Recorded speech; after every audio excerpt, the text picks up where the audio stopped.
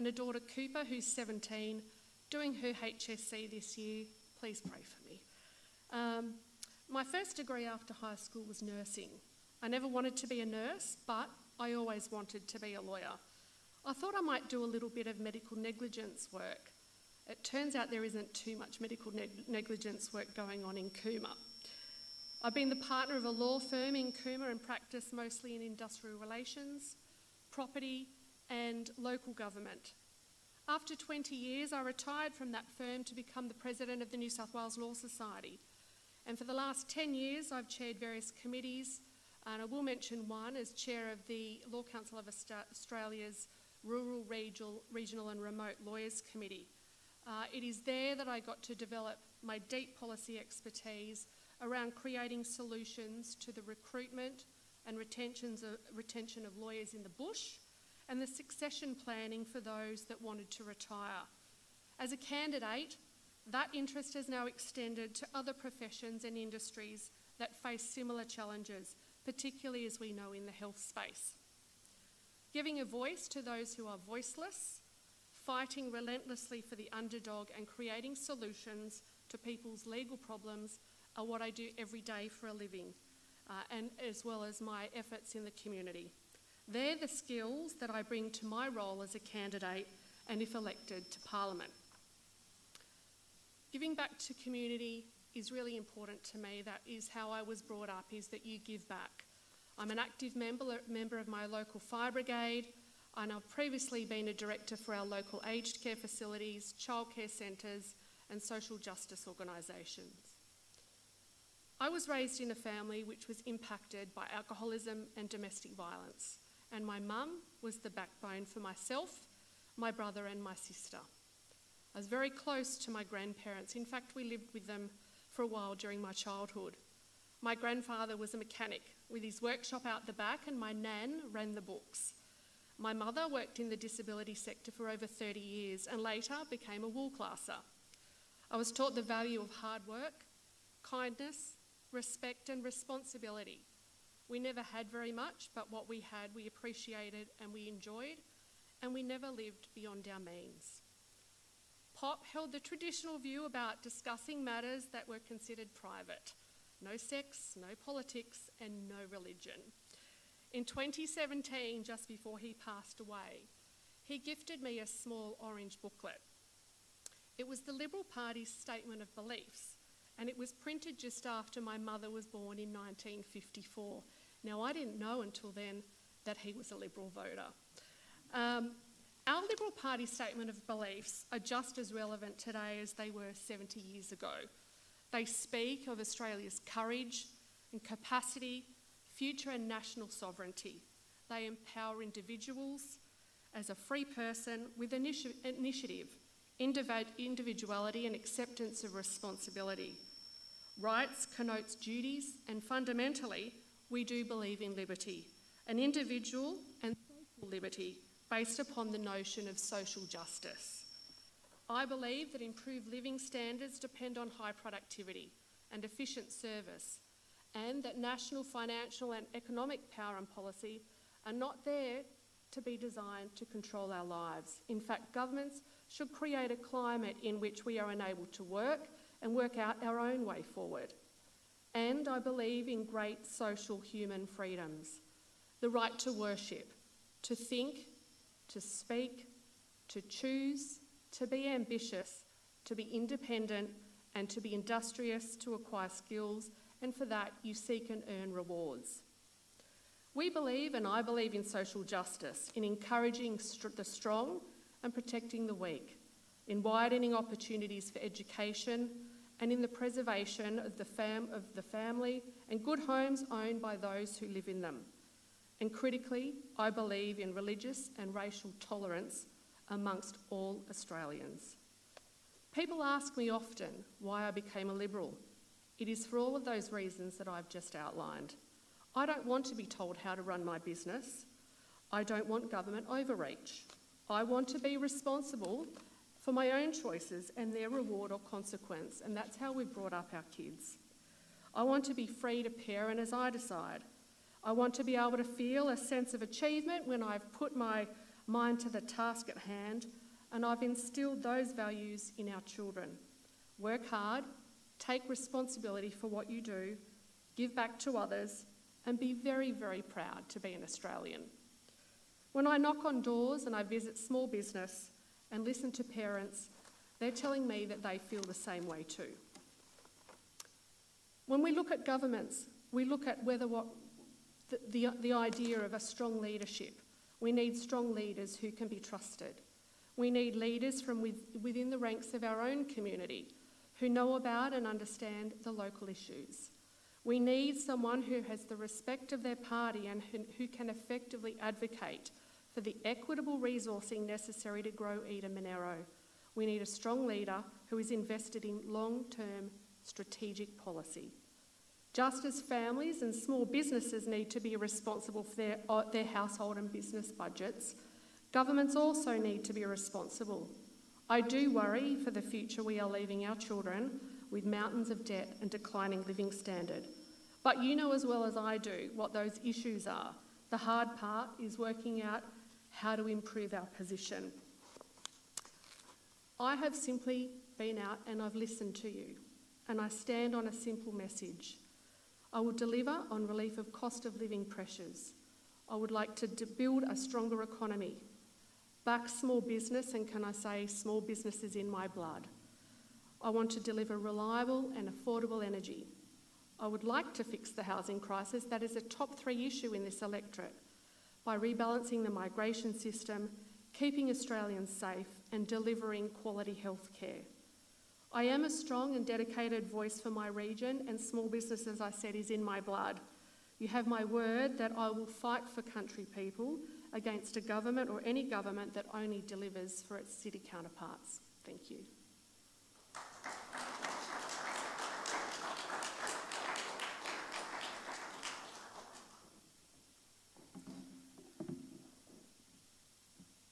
Okay, thanks, Jo. We're going to take a 2-minute break to just rearrange the stage. If you want to stand up, stretch your legs, stretch your arms, do whatever you want. We'll sit down in a moment, and then we're going to get into our Q&A time. We're going to have nearly an hour and a half on that, which is wonderful. We've got a lot of time to discuss the issues that are at play in this election. So, 2-minute break, and then we'll get back into it. Thanks.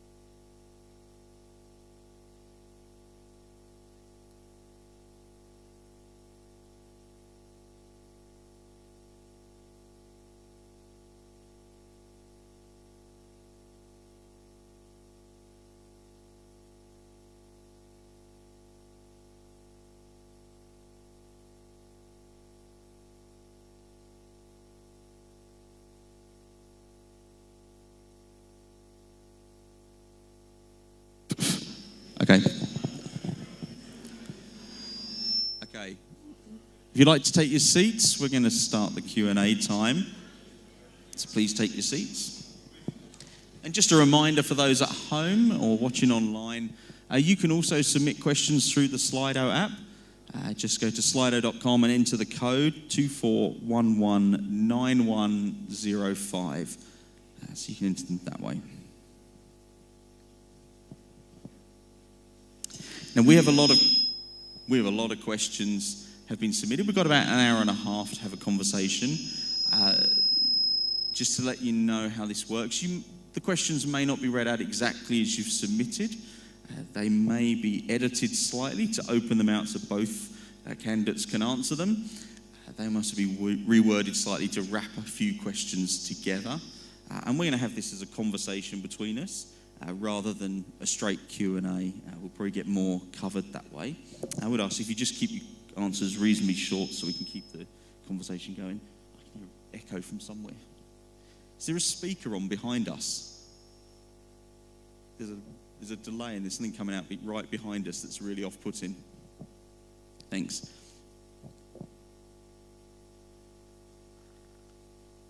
Okay. Trying to find a nice easy one for us to start with. But some of the ones that have gone to the top are the crunchy ones. And I think, do you want to go straight into the crunchy ones or do you want to start with a nice soft one? Get straight into it. Okay, well, I'm going to start with the second one from the top. A huge issue here in our local community is the proposed rubbish incinerator at Tarago. The community are clearly very against it. From a federal point of view, if you're elected, what can you do to help support the community in fighting against this use of Tarago to dump Sydney's rubbish on this region? I might start with you on this one, Christy. Yeah, I think that's on. Yep. No? Can you hear? Oh, Number 4.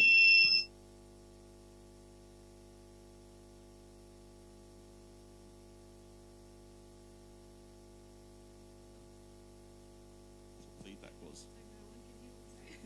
Yeah.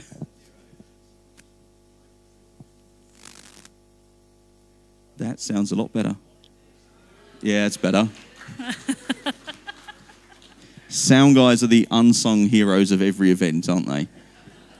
Absolutely. Never noticed when it's working. Everyone looks at you when it's going wrong. So thank you guys for your service at the back. Okay, where were we? Tarago rubbish incinerator, Christy. Yeah, really interestingly, Tarago has now been dealing with this proposal for a couple of years, which is not an issue of Tarago's own making. In fact, Goulburn Maori can't even use the current facility owned by Veolia, let alone the proposed waste incinerator. So I think it's a bad proposal that has been lumped with this community now for a couple of years. I've been pretty clear since I've met with members of the Tarago community, even before the redistribution of Eden Monaro, as a neighbouring electorate, that I didn't support the waste incinerator. Unfortunately, there is no EPBC, so no Environmental Protection or Biodiversity Conservation Act requirements for this planning proposal. So there's no direct federal planning laws. But what I have done over the last few months is directly voice my concerns with the New South Wales government. I have written to the Premier and asked him to come to Tarago and meet directly with community members. I think it's a proposal that, clearly has impacts on local community, on the environment, on local industry, and I have expressly made my concerns known. The other concern that I have is that unfortunately Veolia has a history of breaches with the EPA, and I'm concerned that this is the company that's proposing the waste incinerator when they can't even continue to act within their current operational guidelines. So I will continue the campaign with the community, with the New South Wales government, and to that end, as I said, I've had some direct conversations with the Premier's office over that. That's wonderful. And Joe, done, do you think?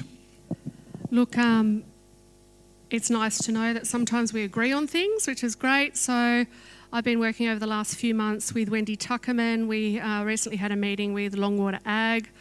We went to their AGM and listened to them about, obviously, you're talking about Veolia, unfortunately, not being a good corporate citizen and certainly not a good neighbour for a number of the farms there that stand to lose in a big way in terms of their food and water security. It is, yes, a state issue, but I think in terms of what I can do is obviously lend my support in whatever capacity I can to assist Wendy and to keep listening to the members of this community that will be directly impacted if this proposal actually goes ahead. So yes, I have voiced my support for the fact that Sydney's waste and rubbish should not be coming here. It's wonderful. We started on a point of agreement. There we go. It was a nice soft question then, it turns out. Something that affects us locally here is the size of the federal public service. We're a town where people commute to and from Canberra, and a lot of the electorate would be in that position, particularly somewhere like Queanbeyan that's right across the border. Peter Dutton has said that he plans to cut the public service, and I suppose for those who live around Canberra, that's probably not a surprise that this is pretty normal. How do you think this is going to affect the regional workers, and what plans are in place to maybe limit impacts upon local communities, especially in a time of cost of living crisis where people really value their jobs? Might start with Joe on this one. To answer that, and it would come as no surprise that when the announcement first came out that I had lots of emails and lots of phone calls from really concerned people about what that might look for them. I live in Cooma, it's an hour away from Canberra. I have lots of friends that work in the public service. I have lots of friends that live outside Canberra because it is a more affordable option for them. So in places like Goulburn, and someone did say to me there's about 3,000 people that commute from Goulburn to Canberra every day. Obviously we have areas like Queanbeyan, Jarrah and even Cooma, where I know people have moved because it's an easier lifestyle and it's a cheaper lifestyle, and they have their children in local schools and they work from home. What I would say is I think people grabbed hold of that one line, that first line, which was we will cut the public service, or we will look at cutting the public service. To that I'd make a couple of comments and perhaps some of my own observations, just having spoken to, as I said, a lot of my friends that work in the public service. Governments are not here to undermine individual contracts that people have in place. And as an industrial relations lawyer, I have a lot of expertise when people come to me when that has occurred. So I'm very mindful of the fact that the current arrangements that are in place for flexible working from home, for example, is an arrangement that is in place until 2027. It is not an arrangement that the coalition intends to interrupt. It's not government's place to step in as a third party to a contract between an employer and employee. The policy as it stands talks about flexible work arrangements. And what that means is, as an employee or a worker, you're free to negotiate with your employer something that works for both you and for the organisation or the agency or the department that you work for. What I would say to that is we stand by that. That is coalition policy also, is that you are free to negotiate what works for you and works for your organisation. Obviously, when we're talking about things like cutting government spending, we need to look at every particular opportunity, and that's why we have someone like Jacinta Price who will take a good look under the bonnet if we are elected to make sure that we are spending your money, because it is your money, in the best and most responsible way. Thank you for clarifying that position. Christy, is there anything you want to say about this particular issue and the public service? Well, I think working from home and cutting public service jobs are two separate things. And it's been clear, the line around we're cutting 36,000 public service workers and we want to see more people working in an office as opposed to from home. So I think they're two distinct and separate issues, and it absolutely impacts people in Eden Monaro. It's not just a Canberra thing. We've got public servants from Defence Call workers in Cooma to Veterans Affairs workers in Jerrabomberra. And when we came to government in the last budget, there was over $1 billion in consultants who were filling the role of public service workers. In the Department of Veterans Affairs, for example, about 80% of the workforce was labour hire. And so it led to a situation where for over 400 days, if you put in an application as a veteran, your claim was not assigned to anyone. It took more than 400 days for your claim to be assigned to someone, let alone be assessed. So we've substantially reversed the trend there, which is really important. If a veteran puts in a claim, it should absolutely be dealt with in a meaningful time frame. So we're now seeing those claims dealt with in 21 days for the most part. But it is really important, I think, for communities to have some flexibility. We talk about decentralisation of public service jobs. That decentralisation is happening now with people being able to work from home, whether that's in Burra or in Cooma or in Goulburn, as opposed to working in an office in Canberra. And the thing that does in our communities is make sure that they can come in and spend their, $5 for the morning tea break in a local store as opposed to in somewhere in Canberra. So, it's obviously going to be of concern to people in Eden Monaro, and I know Joe knows this, that those lines on cuts to the public service or ending work for home will have a direct impact on people in Eden Monaro. So, we will absolutely oppose that. We want to see people be able to live in different places and work in our great public service, providing services to local communities everywhere. I think it's fundamental to running a government is making sure you've got people everywhere who can actually provide that service. So I just want to explore this a little bit deeper. So at the moment we've got a headline that says 36,000 cuts against a petition that says, no, we need these people in work. There's a good reason for them to be there. Joe, you spoke about carefully trying to save money. And so I want to come back to you and ask the question, how do you propose then as a party to find these savings that I think a lot of people would support trying to find savings? Both of you spoke about the need to try and save money where we can in government. How do you propose to find those savings carefully, precisely, while meeting that target of reducing the public service in that way? I think the public service is only one part of that very big puzzle. Obviously, we've seen a lot of spending, and I think for every $12 that we currently spend, there's $1 of saving. So, I said in my speech earlier about, I worry about leaving our children with such a big debt, and how do you repay that? And it's responsible. It's the responsibility of any responsible government to look for savings where they can. As I said, I think one of the largest issues that we have at the moment, which is why we've appointed Senator Price to this new portfolio, is to make sure that if we're elected, we're having a really, really good look under the bonnet. I don't know if either of us know whether or not there have been 36,000 jobs that have actually been filled. I mean, I don't know about any of you, but I've had calls to ring Centrelink a couple of times in the last month, and I waited 2 hours. And in fact, my battery ran out on my phone before I got to be answered. But that's no disrespect to some very, very hardworking public servants that are out there, but how many do we need? And I guess if you're in the private sector, that's something that you look at as well. We've got small businesses that are saying they can't afford to hire anyone, so they're going back into their own businesses. So I guess in terms of trying to work out where you save. That's about making sure we have a look under the bonnet at everything, at all the agencies. Where is the money best being spent, and could it be best spent somewhere else? Thanks. I think that's about as detailed as you can probably be, because I appreciate it's a hard question to answer when you're not actually in power and you don't have access to the data. So I appreciate your answer there.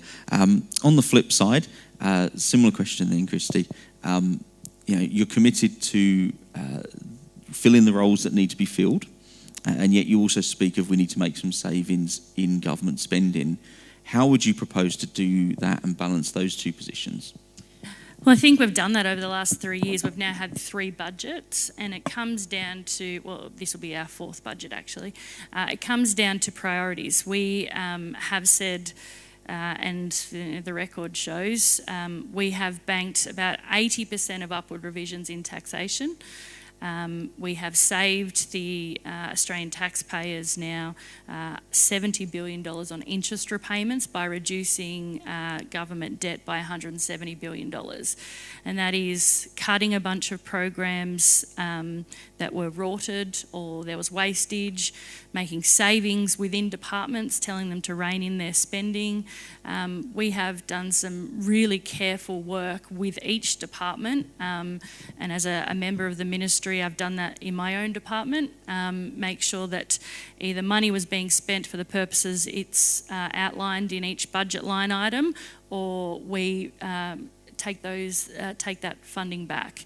There has to be an outcome for every taxpayer when we're spending government dollars. And it is clear from the $170 billion worth of savings we've made that there were programs that were not achieving things for the Australian people, and that is the aim of any government, of any public service. So those direct records show that there have been significant savings made, which has allowed us as a government to contribute to the things we think every Australian will be able to take advantage of. Things like cheaper medicines, cheaper childcare, increasing paid parental leave, increasing rent assistance by 45%, making sure that we are working with the Australian people on reducing their everyday costs, including a tax cut for every taxpayer, whilst we've saved the budget bottom line from what it was.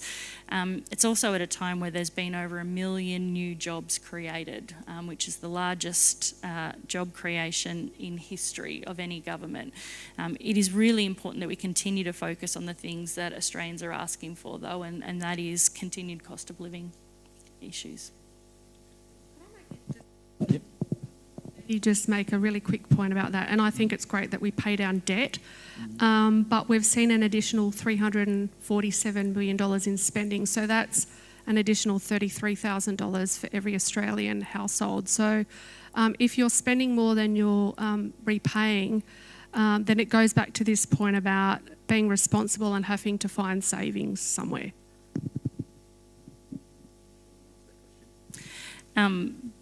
I guess the debt being reduced by $170 billion and the interest being $70 billion saved, again, significantly outweighs the increased spending.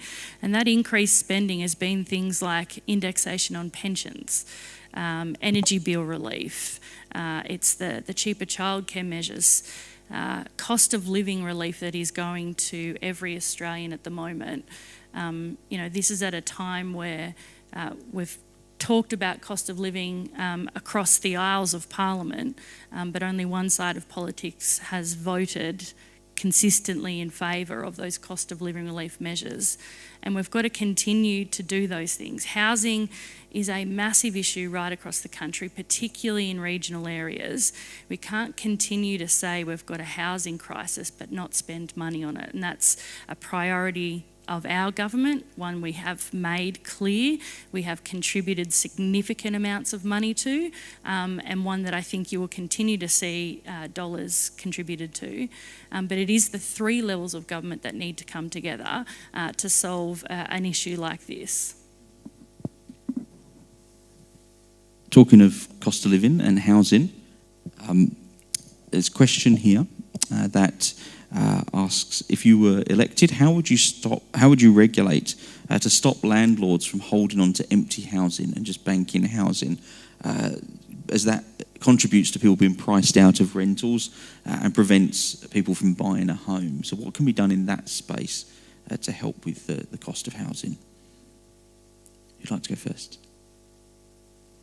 I mean, that's obviously a really tricky one, because state governments can either incentivise or de-incentivise landlords and property owners through a range of their mechanisms. And we've seen that, for example, in Western Australia, where the West Australian government incentivised landlords to put their properties back on the long-term rental list through an incentive scheme. We've seen in Victoria where they've tried another approach, which is if your house is in a short-term rental market, they look at a tax on that property. Federally though, I think it's much more difficult for us to incentivise or de-incentivise that process. The real issue here is supply. We've got to make sure we are building more homes across this country, which is why there has been $32 billion in housing initiatives from the rental all the way to first home buyers and trying to incentivise developers to do more build to rent. So we know, for example, in regional and rural areas, the big issue is around enabling infrastructure. So it's the water, the sewer, the roads to actually get developers or councils to develop parcels of land that can then be on-sold to community. That's why we have created the Housing Support Program, a direct result of feedback from councils around how we can get more homes on the ground in rural and regional areas. That $27 million for the Marulan sewage treatment plant is a direct result of having worked with council to understand that by increasing the capacity at that plant, it will mean more homes will be able to be developed in Marulan itself. So we will, as a federal government, continue to work with the other levels of government to get housing released, whether that's through build to rent, social and affordable housing, expanding the first home buyers guarantee, which we've done, or trying to make it easier for developers to actually get into the market itself. Okay, so that mostly sounds like trying to get other supply in the market. So there's nothing that we can do to stop people from just banking empty houses. That's what it sounded like a little bit to me. Joe, what about I think your just thoughts? on that, and as an observation on the many street stalls, particularly on the coast, I would say this comes up quite often when houses do sit empty for quite some time. And I do think I've had meetings with local councils about this and just some of the think outside the box issues, because social housing is, as we know, a responsibility of the states, and the states have failed over the years in their responsibility to build more social housing. But there is not one single person whose door I've knocked on that's a renter that when I said to them, if you had the choice, would you like to own your own home? The answer is a resounding yes. So it's how do we get people out of rentals and into their own home? One thing I do really like, and I really subscribe to this view, is practical policy. It's one of the reasons I put my hand up. We need to be listening to people. We need to be listening to people in Eden Monaro, because that is the only way that you come up with good practical policy that has a positive impact on the people that live around you. One thing I was really, really pleased to see was for the last 2 years, the Coalition has been out and met with hundreds of local councils around Australia to ask them, what are the roadblocks to your developments going ahead? And our housing infrastructure program, I am really proud to say that that is just a very, very practical policy which will have such a positive impact on Eden Monaro. I've met with each of the 5 local councils that are in this electorate to explain to them what that program does. It's a $5 billion fund, of which $1.5 billion has been ring-fenced for regional Australia. What that will do is provide a competitive grants process to local councils to enable them to have the money to invest in enabling infrastructure. So excuse the pun, but there is a roadblock right at the beginning of these developments when there's land. If you are lucky enough to be able to have land that's available for development in your area, that they are lacking the funds to put in that infrastructure, like your connecting roads, your water, your sewerage, your telecommunications. And that fund will enable councils to do that. So we can then allow our local builders to get on with doing the job that they do best, which is build houses, bring down prices and allow people to purchase houses in the areas that they want to live in. Thanks. That sounds like a very similar answer in the sense of we're going to build our way out of the problem. We need to build more houses. Is essentially what both of you are saying here, with slightly nuanced answers around that. It's a top 3 issue. It is. It's absolutely. It's a top 3 issue. Yeah. When I head around this electorate. I mean, cost of living is just hands down number 1, and we probably agree on that.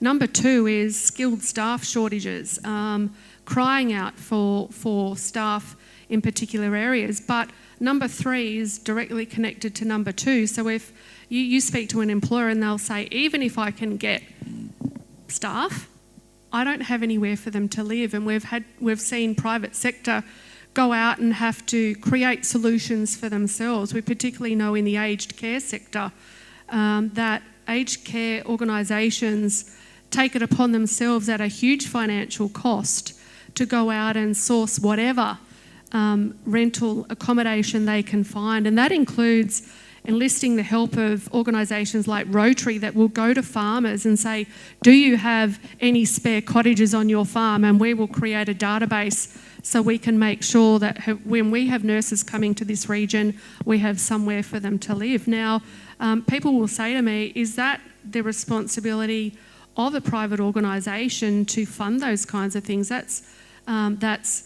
50 or 100 houses, and that's 50 or 100 bonds. That's a huge financial cost to the private sector. It certainly is one of the big issues. We've got a lot of questions about housing, so we're going to spend a little bit of time on it, going through some of these questions. Now, I don't have any knowledge to back the veracity of the claim in this, so I'm just going to put it as is, and you can correct the claim if you feel it's wrong. But the claim is made that combined local, state and federal taxes account for about 60% of the cost of a new building. And so the question is whether it's 60% or whether it's a high proportion of the tax. Essentially what they're saying is the taxes are really high.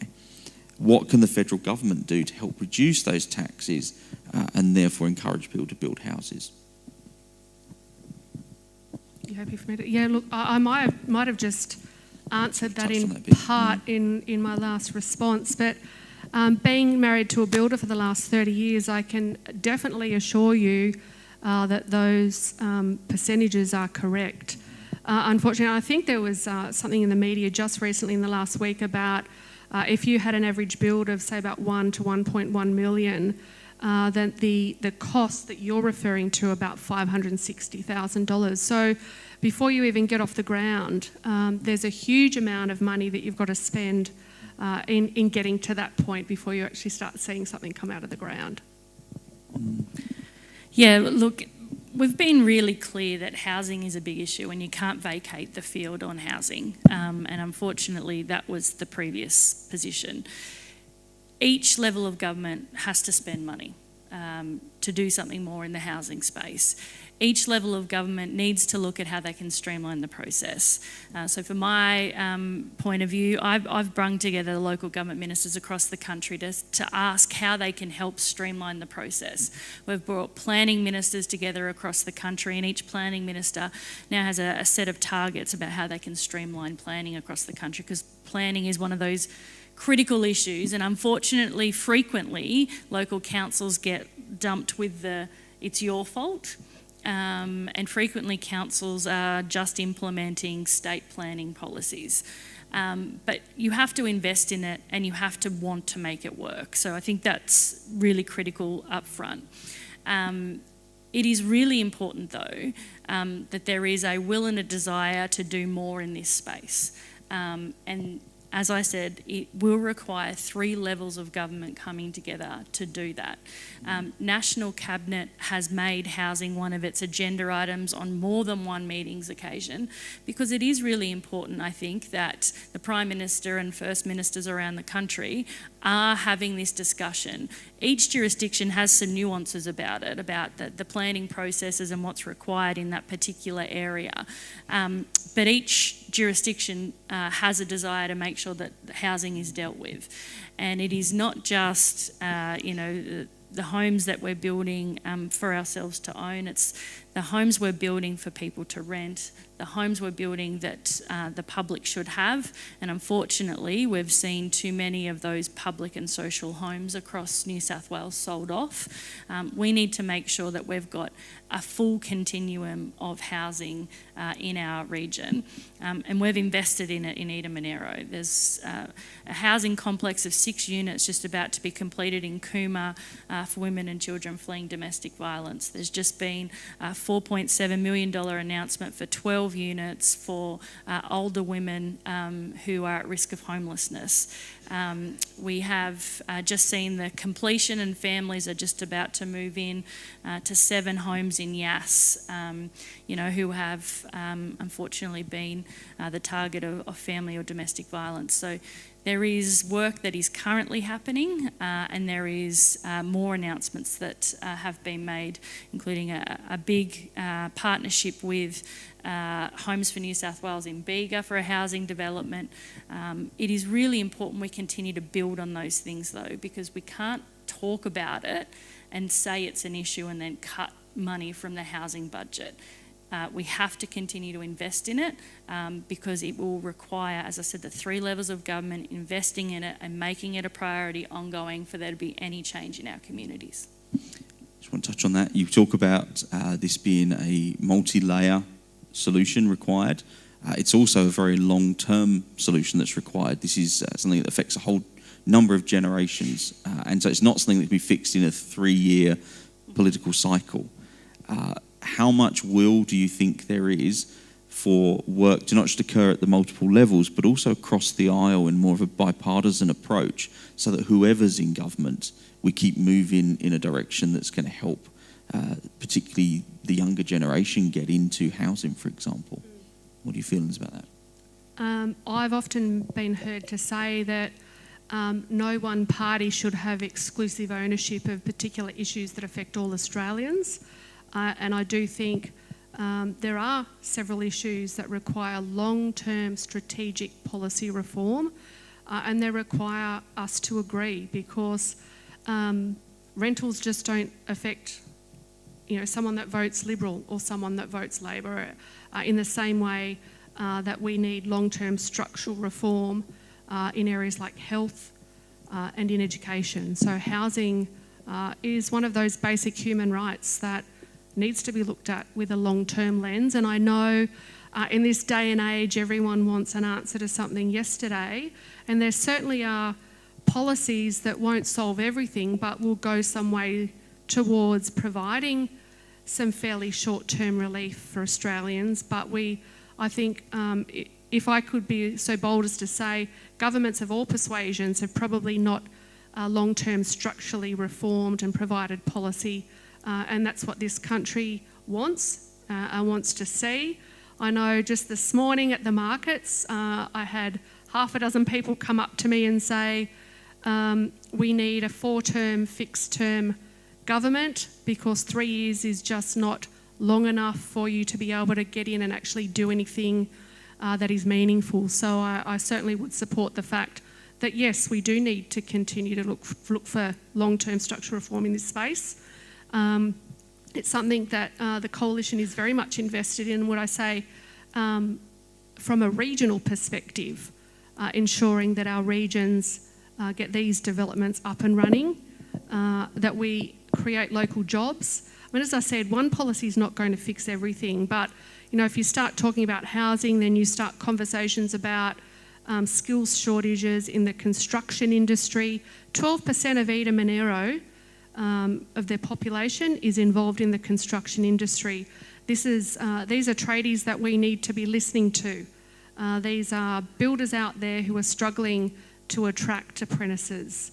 As I said, it's a bit of a jigsaw puzzle, but yes, some of it falls to the states, but certainly from our perspective, housing supply is something that, as I said, is a top 3 issue for us. Yeah, bipartisanship on housing should absolutely be there. And it's something I hope comes perhaps in the next term, because we haven't seen it this term, but there is a requirement to continue to invest in housing at the federal level, as there is at the state level, as there is at the local level. And we have to start thinking about, rather than scoring political points, what is going to bring the biggest difference in local communities. And we've argued over the Housing Australia Future Fund, for example, but it is clear to me that housing is one of those issues that we will need to invest in as a country, this year, next year, in 20 years and 50 years. So it's important that we put it as a key priority of the Australian people, make sure that it is funded regardless of who's in government, and continue on with the program of works. It's really vital. I think that there are some key issues which, whilst we might not agree on all the nuance in the policy, that we actually say this is a key issue for every Australian. If you're in government, yes, let's do it this way. If we're in government, we do it this way. But housing is going to be one of those issues that every member of the community will have a view on, that every member of the community will want to ensure that they've got, a key to a home that they can go to and feel safe and secure every night of the year. So I think it is one of those issues that requires bipartisanship and needs to, not even just bipartisanship, it requires the entire parliament working together. And it will be required the next term of parliament and many after that. Well, that sounds very hopeful. I look forward to seeing a long-term housing strategy that all parties are agreed to.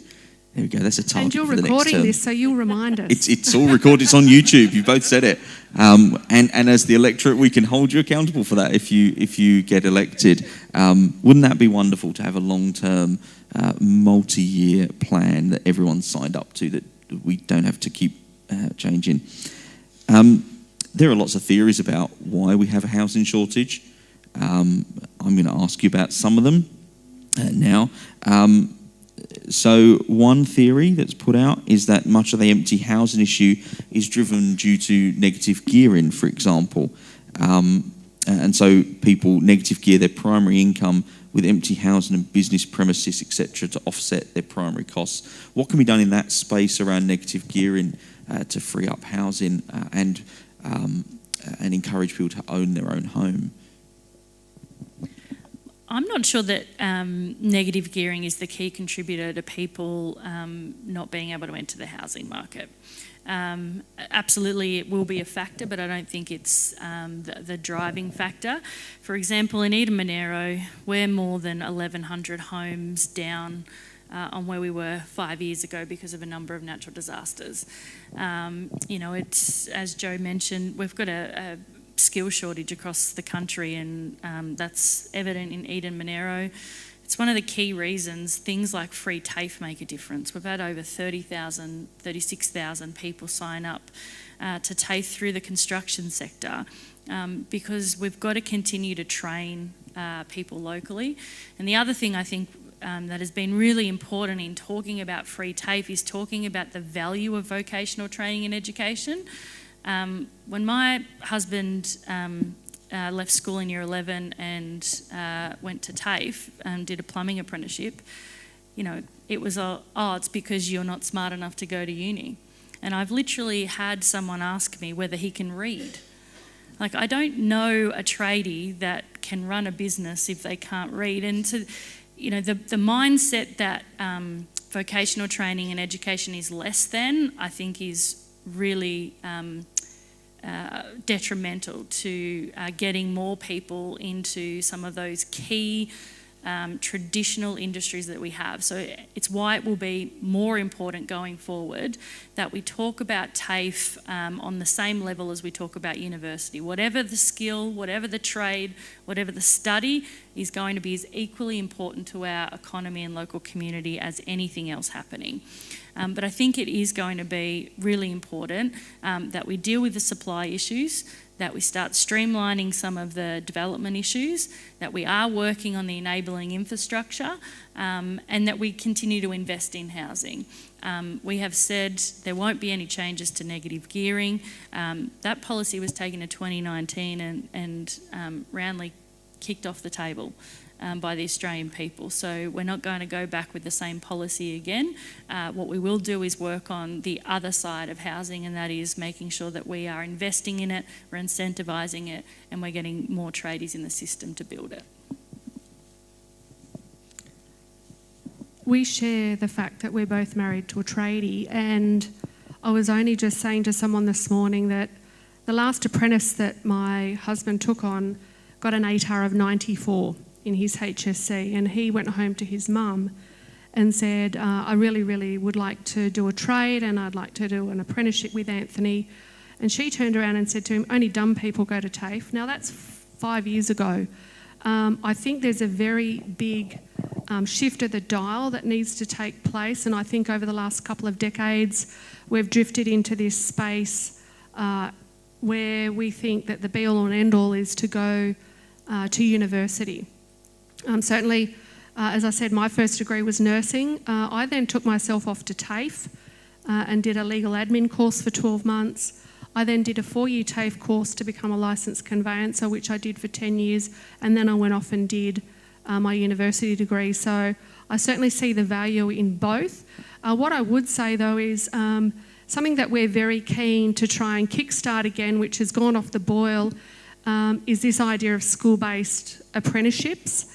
I do think Eden Monaro struggles, and I know that employers struggle to get apprentices regardless of whether or not you provide a free TAFE course or not, if for no other reason that places like Queanbeyan, Jarrah and Googong are very close to Canberra, and when you have a young person that could go and do an apprenticeship for 4 years and get paid a fairly low wage, and I'll get to what that produces at the end, but the alternative is you could nick over to Canberra and do a level 1 or 2 government job and be paid $80,000 or $90,000 off the bat.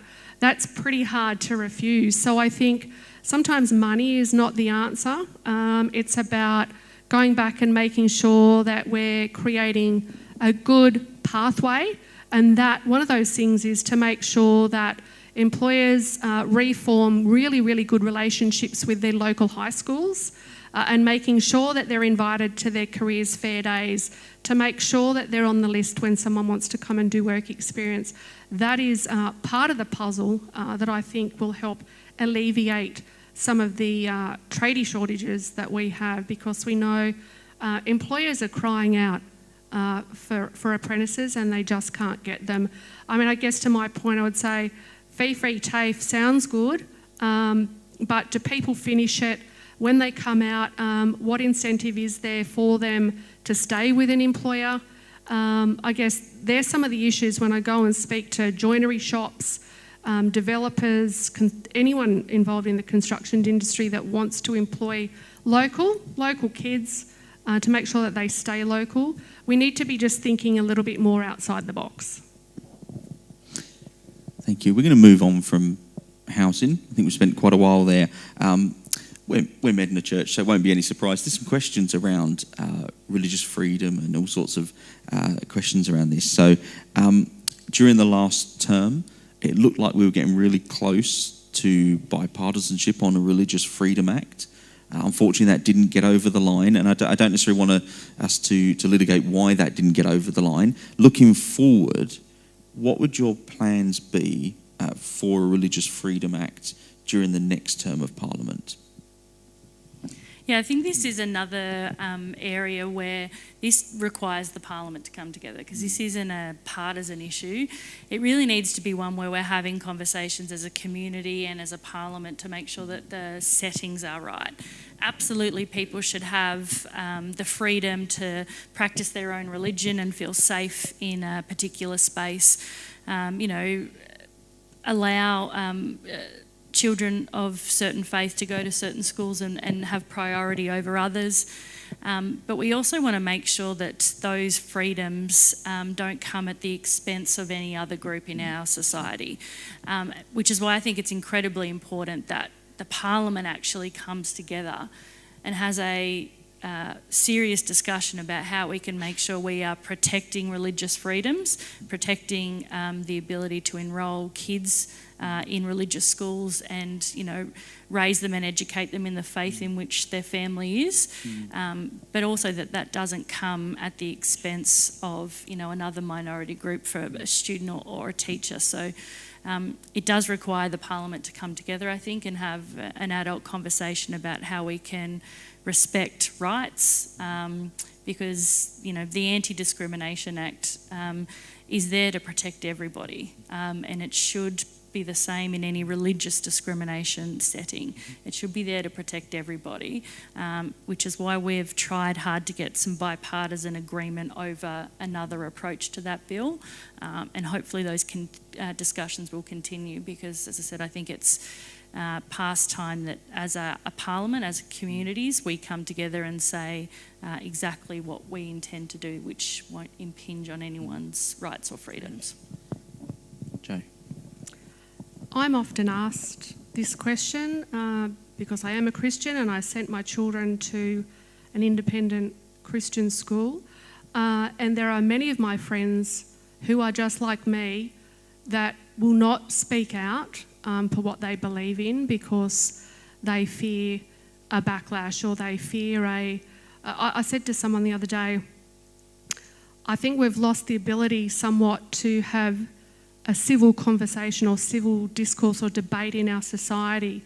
And I often quote this Morgan Freeman saying, which is, just because I disagree with you doesn't mean I hate you, and we need to relearn that in society. And I think we've started to go down this very dangerous path where if I have a conversation with you and we don't agree on something, that the other person is wrong.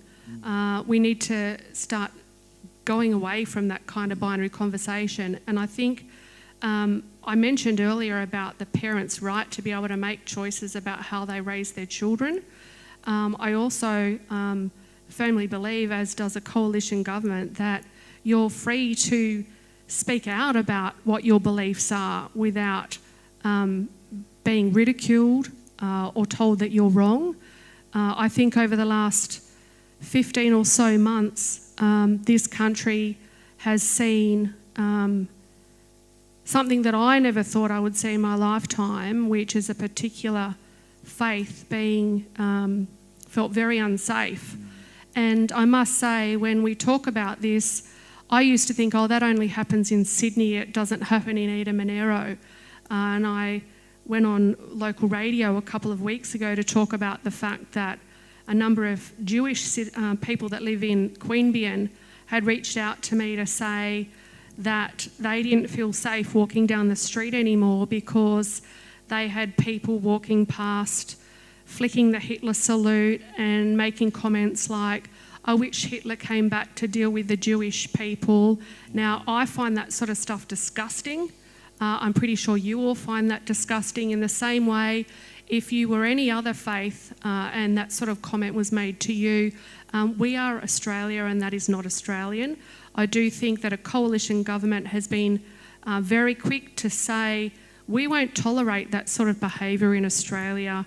And if, I don't care who you are, if you do that sort of thing, then there are consequences, and so there should be. That is a fundamental right of all Australians, is to feel safe, regardless of what your faith is, of whatever your culture is. And it's a difficult thing to legislate, so we do appreciate how tricky that is when you have rights that appear to be in conflict with one another, and to try and find a safe balance for everyone to be respected and safe. So we do appreciate this is a difficult issue that's going to take a while to talk through, but obviously we hope that eventually we can get to a bipartisan position that we can have everyone's rights protected, including those of faith communities, to worship in the way they see fit. And Mike, I think we practice just their religion. did. I mean, the recent passing of legislation in relation to mandatory sentencing was one of those examples. And I think that was a recognition of the fact that people need to feel safe, and that's a fundamental right that we want to preserve in this country.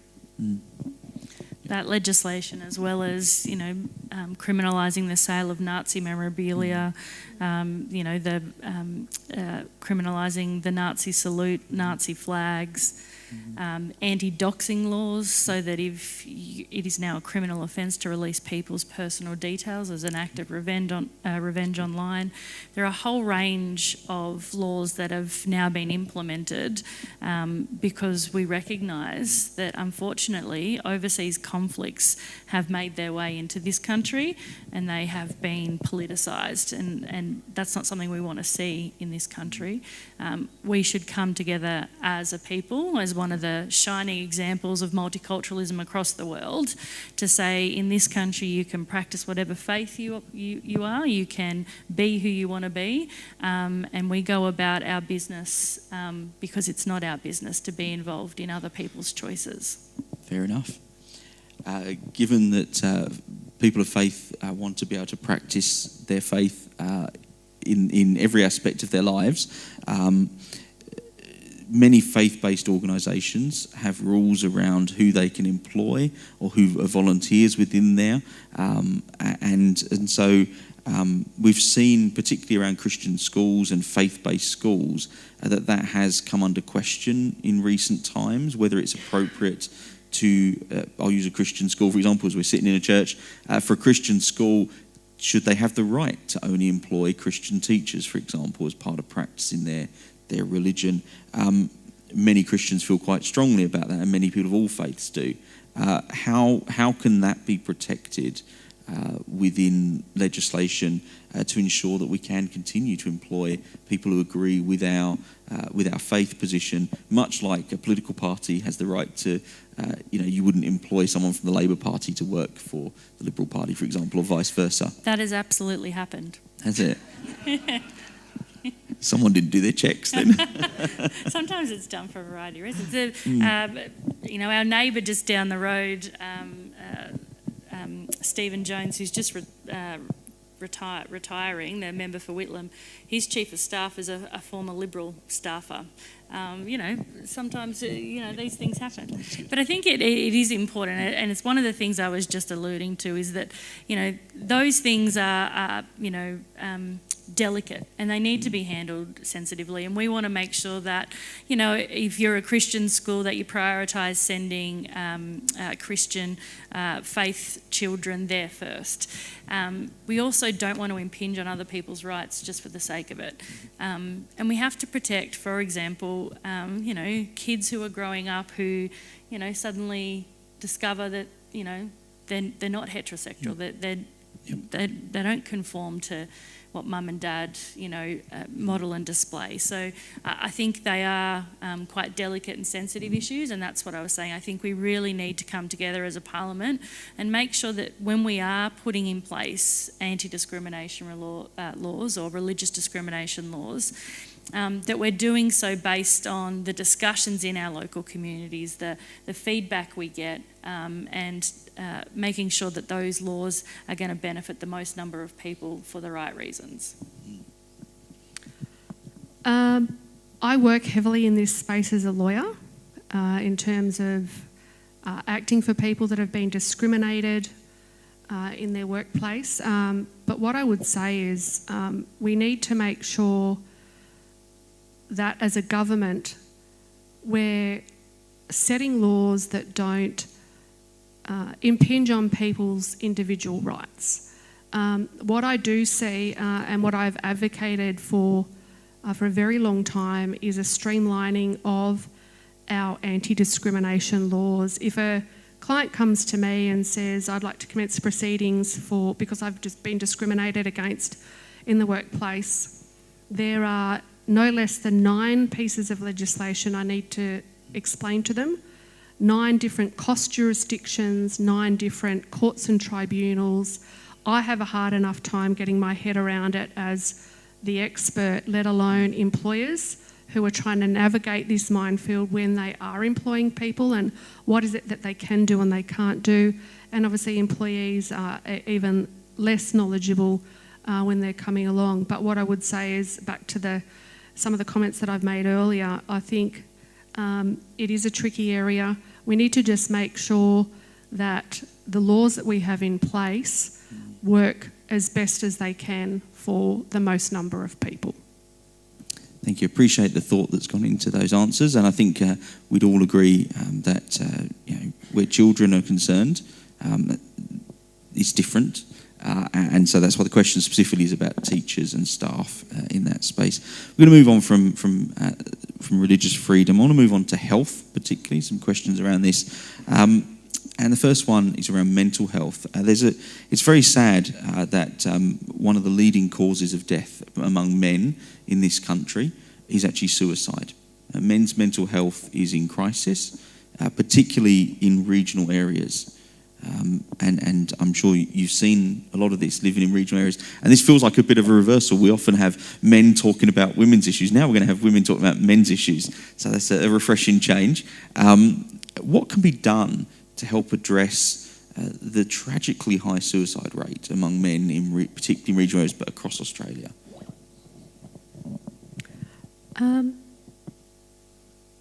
No amount of money, I would say, would fix what I see as health is fast becoming, for me, when I go around this electorate, the number one issue that people talk to me about. I will say not so much in the men's mental health space, but more around teenage mental health. But the answer is the same for this. We are invested and very much want to be in a space where we return to prevention, early intervention, and primary care, because that's what the federal government is responsible for.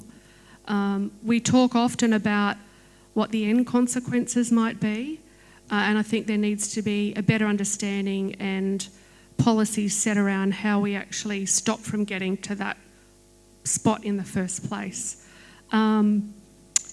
I will say I was really proud last year when we came out with a very early announcement that we would invest $500 million to restore critical Medicare funding for mental health support. So we know during COVID and the bushfires, we had 20 of those sessions, which were cut to 10. And I think being able to restore those to 20 is just one of the ways in which we can help restore early intervention in relation to men's mental health, but mental health in general. Yeah, I think mental health is a clear issue that continues to come up, and what I think is fantastic is that we're actually talking about it. For many years, it was one of those issues that just wasn't talked about. And people had their challenges and we just let them go over there and have them. Now it is mainstream, and we talk about it frequently and we invest in it. So we've opened mental health hubs. There's one in Goulburn, there's one in Queanbeyan, there's one in Bega. These are walk-in facilities that you can go to, no appointment necessary, no payment necessarily, and you're immediately met with a peer support worker, a counsellor, and you can get referrals immediately to psychologists. They are really important across our community. There's 3 in Eden Monaro already, but there's numerous that have opened around the country because we believe you've got to invest in it. From an acute mental health facility, and we've got those in our hospitals, to subacute facilities, to our growing facilities in the teenage space with Headspace. We've got a fantastic Headspace here in Goulburn. We've opened a new one in Narooma. We've got them in Bega, Eden, Cooma and Queanbeyan, but and Yass, and they're a growing need too.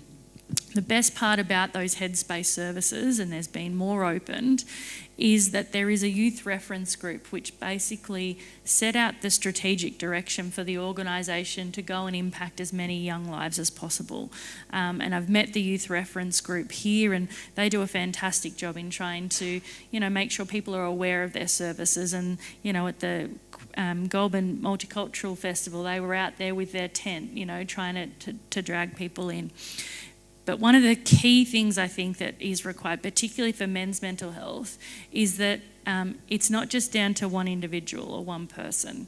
It is very much a community thing. If you know that a neighbour or a family member is struggling, it's important that we all have access and understand where the services are that we can actually point them to. Because that is one of the biggest issues, is people seeking out supports for themselves. We know the success of the Are You OK Day, which is great, but we have to be doing that every day of the year, and it's incumbent upon all of us to know where the services are and where you can get help or point people in the right direction, and there are some services available locally for that. Absolutely. And men, we need to talk to each other. That's what I'd add. Don't bottle it inside, talk to one another. I know we're not taught that as kids, and it's wonderful to hear that the youth are being encouraged to reach out and get help and start that habit at a young age, so that they don't grow up to be typical, I'm going to say Australian men, but then I'm going to insult everyone because I'm not Australian. British men too do it the same, so I won't insult you. Moving on from that to another area of health. Dental care and dental health is a key indicator of so many other health issues as well, and yet many are priced out of dental health in this country, and particularly those in lower socioeconomic areas. Has there been any thought of having a policy of putting dental onto Medicare so that more people can access dental and have a good health in that space? Joe, I might start with you this time. Lots of people ask me about this, particularly people that don't have private health and can't access the dental care that they need. And we know that bad teeth actually compound or exacerbate other health conditions that people have as well. I guess the short answer for me, and obviously I'm not in government, so I do apologise, I'm probably not as detailed in my responses, maybe what Christy would be, but I think it would come down to, well, if there's money there for it, then we should be considering it. Yeah, I think dental's one of those issues that continues to go back and forth, and there was some broad agreement back in the 80s about bringing dental into Medicare, but at the time the Dental Association reneged on that, so there's some long history to it. We've just provided an additional $1.6 billion for public health around the country, which brings this year's budget spent to $33 billion. We know that there are community health dentists that practice usually out of our hospitals in the community health rooms, and they do a range of things, particularly for people on the lower socioeconomic scale, but it is about trying to make sure that we continue to have access to them, because usually their books are quite full. But any extra dollars spent in public health, in our public health system, I think is good spend. I think it's a fundamental part of being Australian is that we want to make healthcare as accessible and affordable as possible, and it is one of the great things about being Australian is having access to that green Medicare card, which you'll be able to access a range of healthcare measures. But dental will be one of those ones that we continue to look at. As I said, we provide funding to the states which provide dentists into community health centres around our state, and hopefully we'll continue to see more of that. That's good. And Joe, do you think there's anything more that we can be doing on top of what's already been done? Just on the community health, so you often have, well, I'm going to take that back. You don't often have dentists in those community health centres, and when you do, I know that people are waiting 12 months and beyond. So I guess from that perspective is making sure that we've got people that we can employ in the community health space to alleviate some of that pressure. I know in different health professional spaces when you're looking at, for example, the newish Bega Hospital down the coast has wards that just simply aren't open because they don't have people there, and if they employ locums, then they come at a cost of, like $3,000 a day. So I guess my point would be not just looking at whether or not dentistry should come under Medicare, but in the event that it doesn't, making sure that we properly equip our hospitals to make sure that there isn't a 12-month waiting list. Thank you. One of the areas of issues, dentists, rural GPs, we have issues with getting a lot of the healthcare professionals to come and stay in rural and regional areas, for example. So personally, I've been here 6 years. I've had 4 GPs already in that time. Every time I get one, they move on and they go back to Sydney or another big city.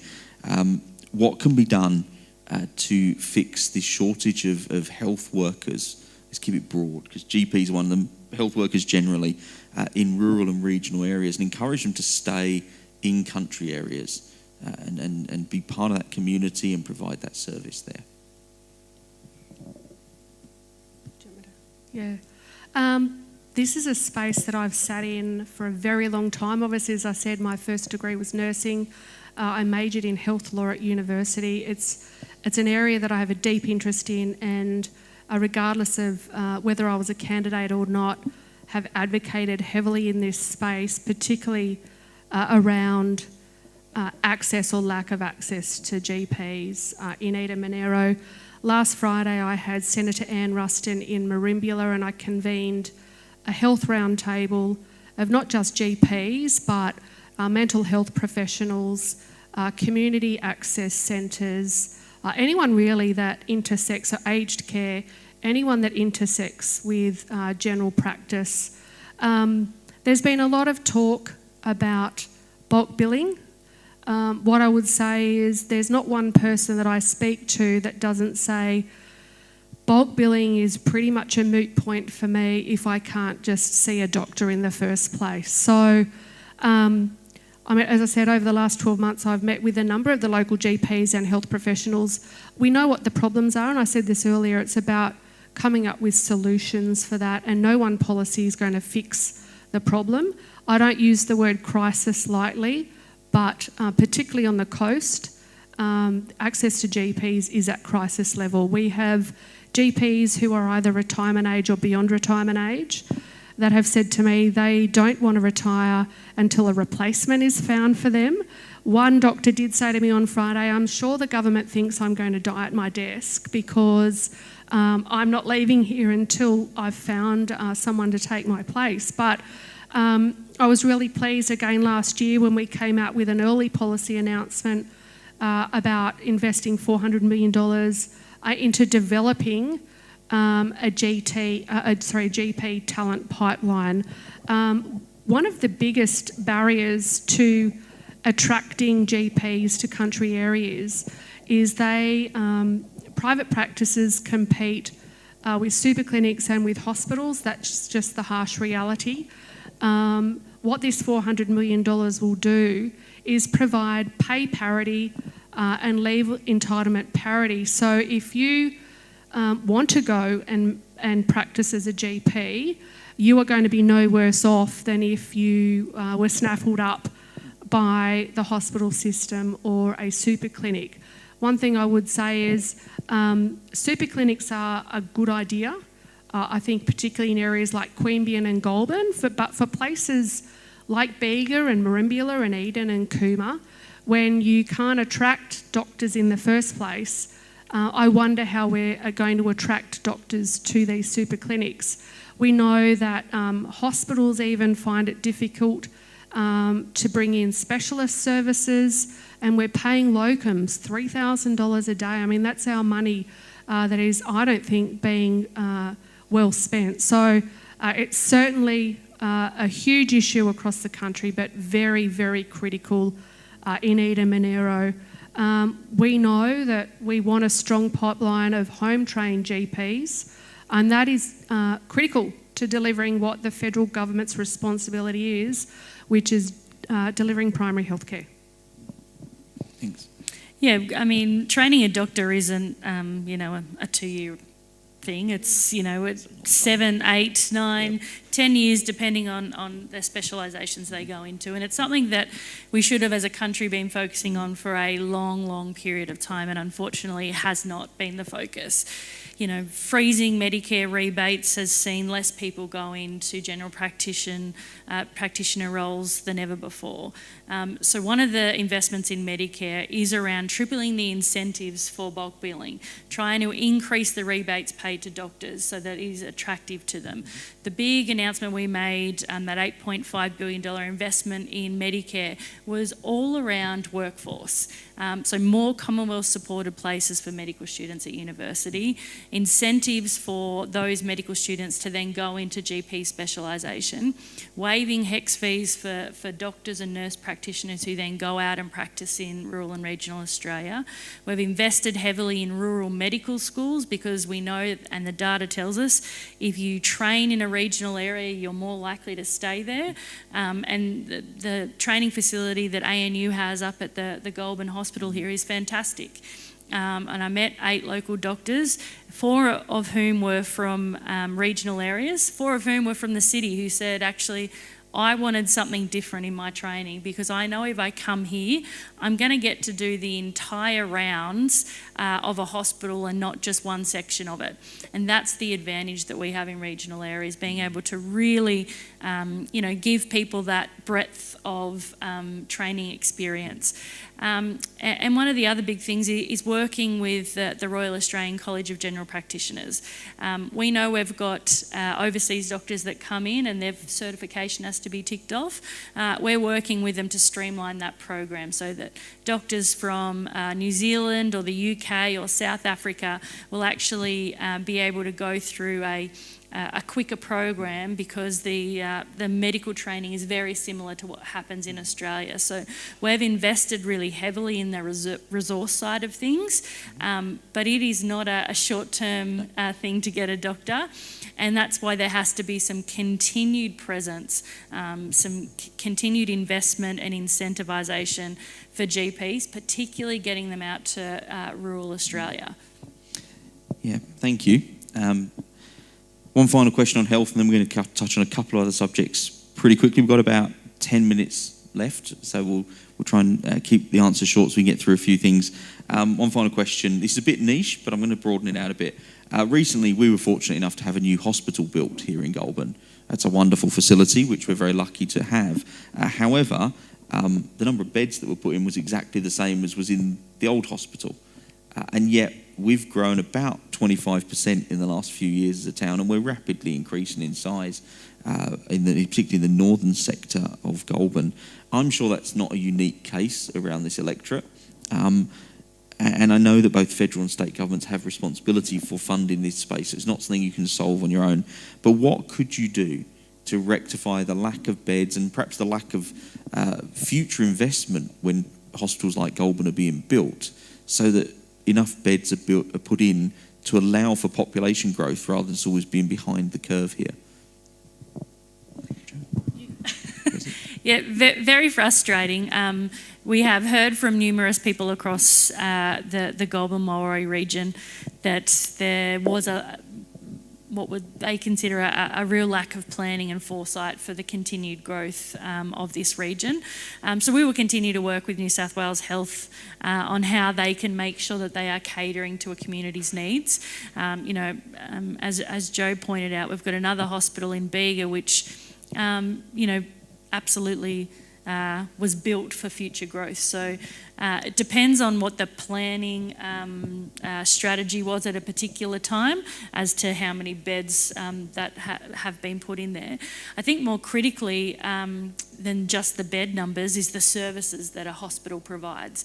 And we want to see our regional hospitals being able to provide as many services as possible to a local community, and our community not having to travel long distances to actually get access to all different types of healthcare. So As a federal government, we are a funder of public health, of public hospitals, but the states are responsible for the planning and the strategy around them. So my role here would be one of advocacy, working with the community to identify those critical services and bed numbers that need to be implemented across our region to ensure that it's right for a growing community.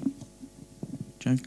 I often bang on about long-term strategic policy planning, and I know it's not sexy and everyone wants an answer yesterday, but I do think it comes back to making sure that you've got the right planning mechanisms in place, something that I've heavily advocated for, not just to address health issues, but broader issues such as housing, is a national population plan. I think it's something that is critical to the future of Australia in terms of what we do and where we place our resources. I mean, if you plan properly, you will know that based on current growth, that this is how many people will be moving or potentially retiring to any particular area. So we need a Monaro, and you plan accordingly. You can say, okay, well in 20 years' time, this is what the population is, and we need to make sure that we're funding, health, education, infrastructure, and housing accordingly. So I do think, unfortunately,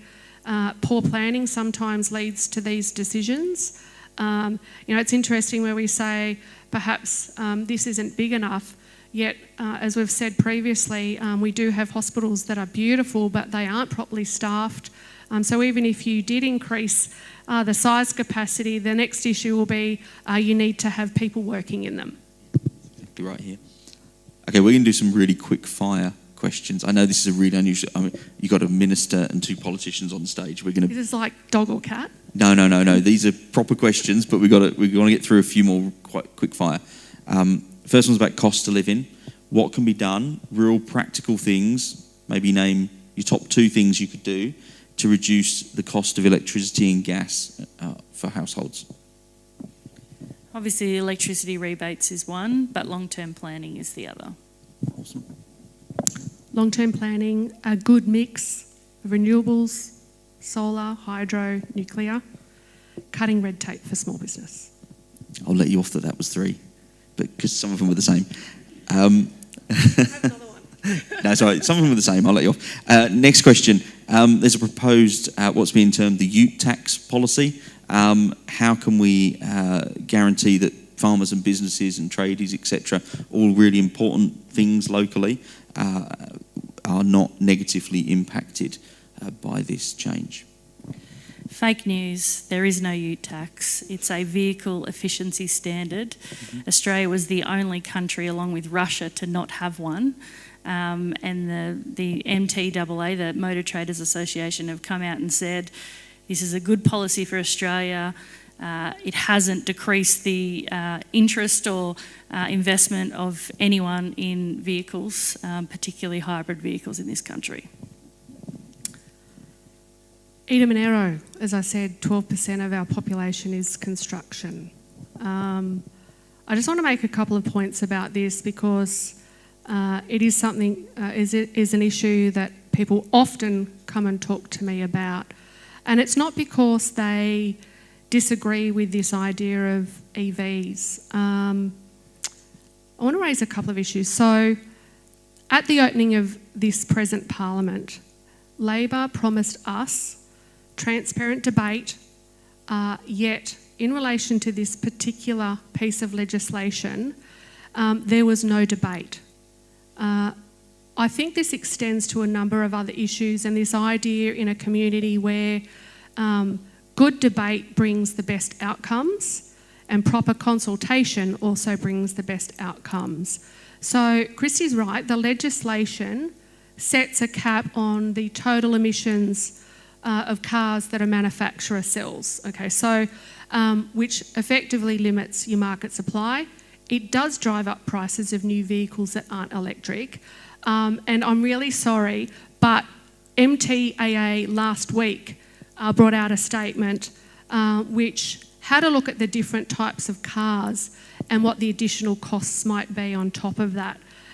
What they're talking about, and I'm sorry, I'm going to read from this because they're specific.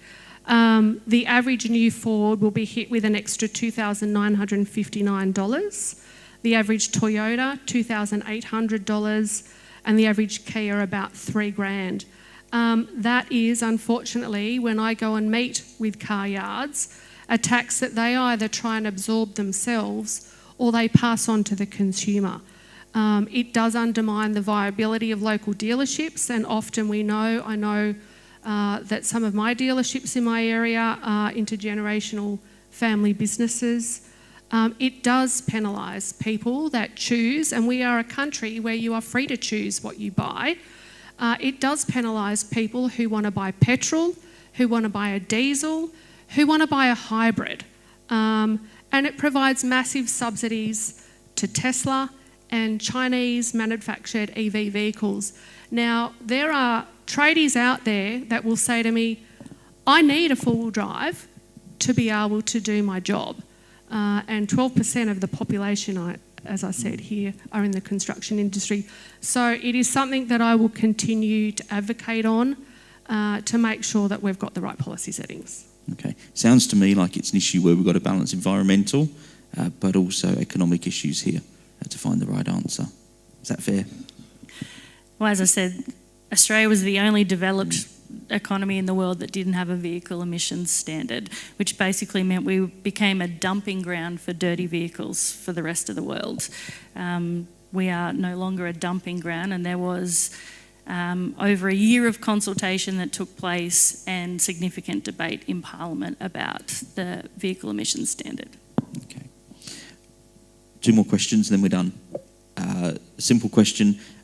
This is well before my time, but someone who remembers back when we were last in Eden Monaro up here in Goulburn, because it's a change for us up here, 1949 to 1983. So I was 1 when this electorate was last, when we were last in that electorate. I'm not going to ask that question. The question is, do you plan to maintain an office here in Goulburn, given that in this person's opinion, it was poorly served during the last time that it was part of Eden Monaro? Yes. Yes, I've opened an office here. We've already had some discussions with the Special Minister of State and Ministerial and Parliamentary Services on keeping an office in Goulburn. Excellent. That will be of great relief to whoever it was who remembers the last time. Just trying to find the last question I had. Last question from me, and then I'm going to ask Paul to come and wrap up, is this. As Christians, we are commanded to pray for those who are in authority over us and who are given responsibility to govern us. How can we as Christians be praying for you and your party and your colleagues in the coming term? I think there's no doubt that the world is in a bit of upheaval at the moment with, the illegal invasion of Ukraine by Russia, by what's happening in the Middle East with Israel and Gaza in particular. And, we've always had a stable trading partner in the US, and I think things are in flux in the US. So I think that the best thing we can do as a nation, and particularly as Christians, is to come together and continue to hope for the peace, stability and good governance of our great nation, and the importance of making sure we back local ideas, local ingenuity and, our local economies in particular. Thanks. Jo? Very quickly, it would be on 2 levels. I have people praying for me as a candidate daily because I am on the road a lot, so please pray for my safety, and as I get around the electorate, I think on a broader scale we need to be praying for governments in terms of making sure that we have good, strong leaders that listen to their communities and that aren't there to serve their own purposes, but to really get out and listen to what you have to say, and making sure that laws are created which are fair, which are just, which have a sense of value, which is how we go to the ballot box. I'd like to think that we don't just rock up and look at someone's corflet and go, oh, she looks good, I'll vote for her today. I feel like maybe a couple do, but that you've invested the time to get to know the candidate, you've gotten to know the party and the values that they espouse and stand for, and the policies that come out of these. So pray for that. That's wonderful, thank you. Now, I know we've got a lot of questions we didn't get through tonight. Apologies if we didn't get to your question. Hopefully there'll be more opportunities in the coming weeks at other forums as well to get some of these questions across to you. Please join me in thanking Christy and Joe for making time.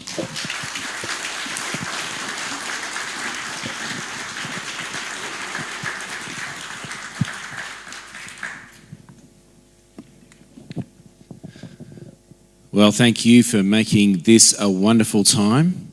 Thank you for showing up and for plugging in all those questions. We have an important time that's going to happen right now, which is tea and coffee and bickies up the back. Much has been made of my impending being over the hill. What I don't need is to eat all those bickies. So please help me by grabbing a bicky at least on the way out. That'd be really important for my well-being. But friends, let's take a moment now and pray for... Yeah, thank you. You can take that off, please. That was the kids' song this morning. That's much better, thank you. Let's pray for these two wonderful candidates who've been here and given their time to us tonight. Let's pray. Heavenly Father, we give you thanks. We thank you for Christy and we thank you for Joe, and we thank you that they have given their time to be with us tonight, to answer questions and to share with us why they wish to serve our electorate and serve our country. We thank you that they are willing to put their hands up to serve, and we pray for them over the next few weeks and months before the election date. We pray you keep them safe as they travel. We pray you keep them well as they go through the rigours of a campaign. And we pray, Heavenly Father, that you would cause this to be an enriching experience for both of them, regardless of whether they win or lose. And we pray, Lord, for a peaceful campaign that is filled with good moments where people get to know each other and can make an informed and prayerful choice. And we ask all these things in Jesus' name. Amen. Thank you again, and please do have something to eat and drink up the back, and stay around as long as you like.